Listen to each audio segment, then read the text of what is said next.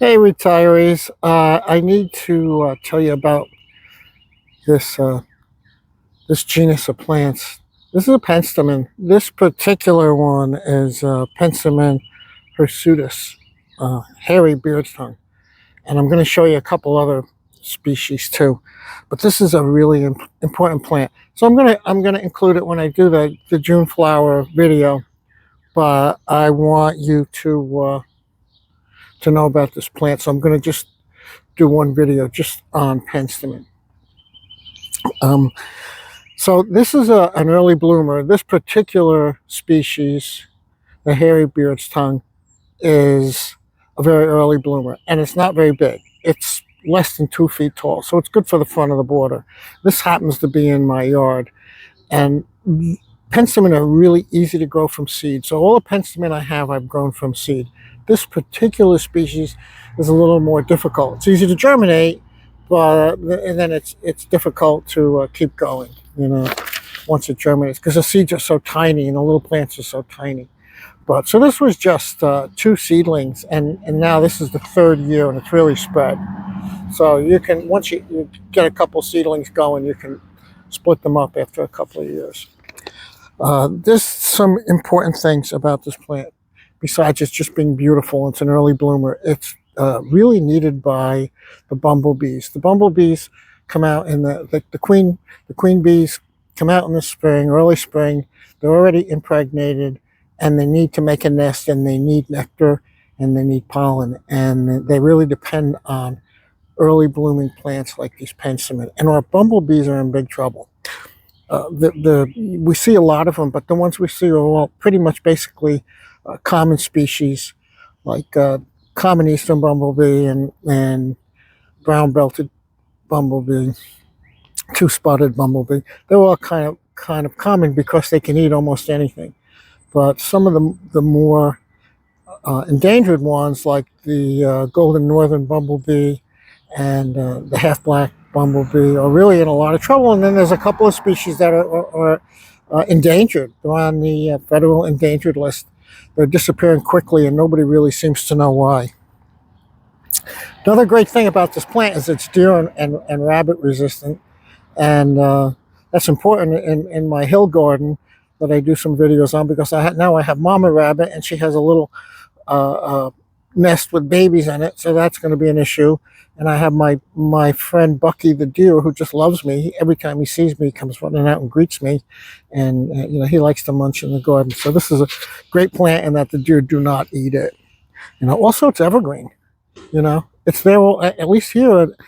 This is northeastern New Jersey. We're like 7B, and it's completely evergreen all winter long. So, and the foliage is actually nice all winter. It's not like some evergreens look kind of ratty in the winter. This is a really nice one. So I'm going to show you two other species that I have in the garden, and then I have a volunteer that just showed up, a beautiful purple leaf variety. It's obviously a cultivar. Where it came from, I have no idea, but it has beautiful deep pink flowers. I'm going to show you that too, unless I had two of them. Because my garden is in a county park, somebody picked all the flowers. So the other one still has flowers, so hopefully I can show you that. And that's about it. It grows in the shade. I'm going to show you a patch that I have growing in heavy shade. It's absolutely beautiful. And I have some bumblebees. There's a bumblebee right here. Let's see who this guy is. Look at, he's in the flower. Come over here, we can see you. Probably a common eastern bumblebee. There he is. But I know he's on a little non-native salvia. Yeah, he looks like an eastern bumblebee. And oh, it's a female. She's got pollen that she's collecting. So yeah, our bumblebee species are in trouble. Look how she gets all the way up in that flower to get that nectar and also pollen. She just had pollen on her face, and she used her little hands to push it on her back legs, and she's going to bring that back to the nest. But our bumblebees are in big trouble. And those of us who are retired for nature can do something about it. You could grow this plant in a pot on your front porch. I mean, it doesn't bloom all summer. It blooms May and June. But it's an excellent plant. Okay, I'm going to show you the other species coming up. Hang in there. Okay, so here are two of the other species of Penstemon that I have in my gardens. The taller white one is digitalis, Penstemon digitalis. Foxglove beard's tongue, I believe. And these shorter, pinker ones are Penstemon calicosus, calico Penstemon, calico beard's tongue, perhaps.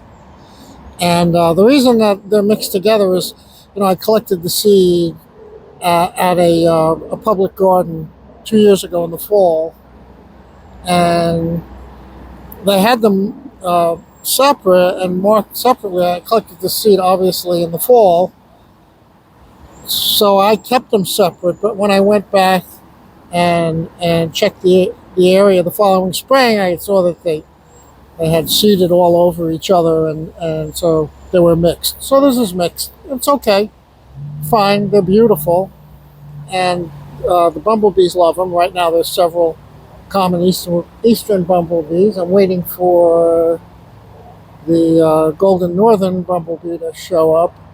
They've been regulars here. If I see them, we'll try to get them.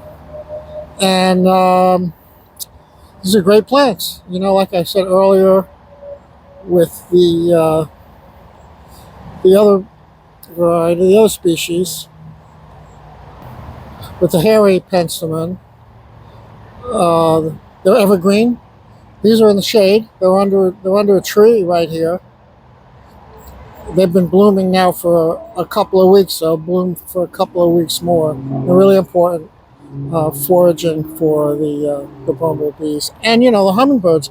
I don't get a lot of hummingbirds this early in the season, but the few that are around will come to these flowers. They love this tubular type of flower. They can stick their beak in, and there's nectar in there for them. So this is, or these are another species of Penstemon that you should be growing. You really should have this plant in your garden. Just absolutely beautiful, and really important for the bumblebees and hummingbirds. Especially if you're a little south of here, the hummingbirds are around already. So this is a great plant. Penstemon. All right, we're going to go look at the volunteer that came up with the purple foliage and the red stems and the pretty pink flowers that just came out of nowhere, just started growing here. We'll go take a look at them. A lot of traffic today. It's a nice day. Here's a little bumblebee. I think it might be a brown belted or common eastern. It's not the golden northern that I had here a minute ago. But they love this Penstemon. You want early bumblebees? I think it's a brown belted. Plant some Penstemon.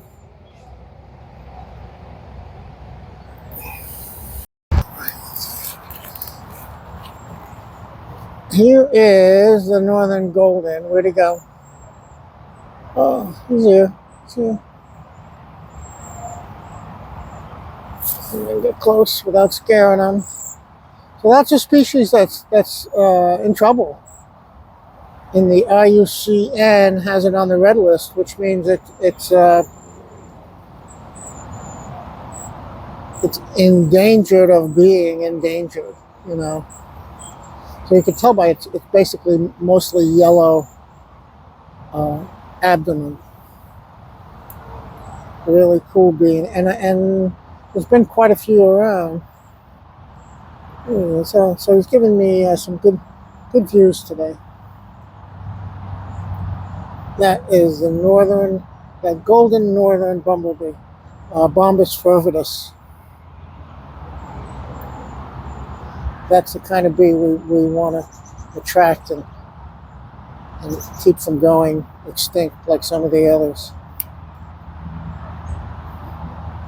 Very nice. So this is the volunteer. Very pretty. I don't know where it came from. It just grew here, and you can see it has these pink flowers. Gonna have to look up uh, red-leafed cultivars, see if I can find a match for it. But I don't know if you can see. The foliage is really red. The stems are red. It's gorgeous, you know. And I've had bumblebees on it, so the bumblebees recognize it as something that they can eat, you know. So this is the deal. This is what retirees can do. You can use your brain, go online, learn about bumblebees. They're in big trouble.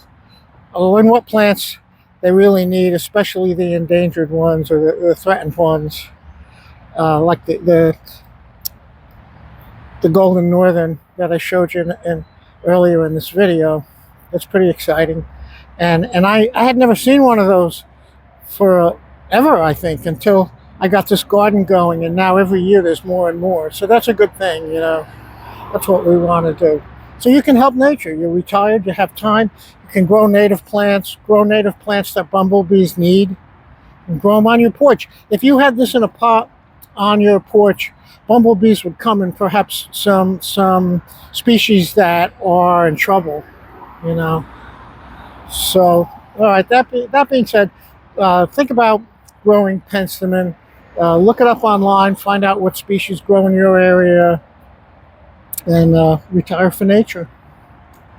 All right. Thanks. Hit like, subscribe. I'll keep making these videos if you like them, and hopefully we can do our tiny little bit to help save some of the animals on this planet that are really endangered. We can do some good before we go. Okay, thanks a lot. We'll see you soon, I hope.